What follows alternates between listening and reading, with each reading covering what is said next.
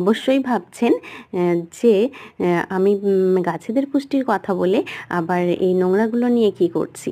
এটা নোংরা নয়, এটা হলো বাসনটা বার দিয়ে ধোয়ার আগে যে পানিগুলো, এঁঠো পানিগুলো থাকে সেইগুলো, সেই পানি। আর এটা হলো আলুর খোসা, একটা ভাতে দেওয়া আলুর খোসা পর্যন্ত আমি বাইরে ফেলি না।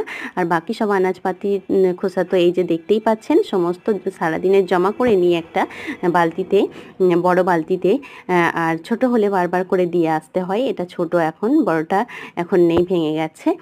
তো এগুলো নিয়ে আমি চলে যাব গাছেদের গোড়ায় দিতে। গাছেদের গোড়ায় বলতে এখন দু একটা গাছে দিয়ে দিচ্ছি, কলা গাছগুলোতে দিয়ে দিচ্ছি। আর না হলে এখানে একটা খাল মতো করা আছে, ওখানেই সব নিয়ে গিয়ে জমা করা হয়।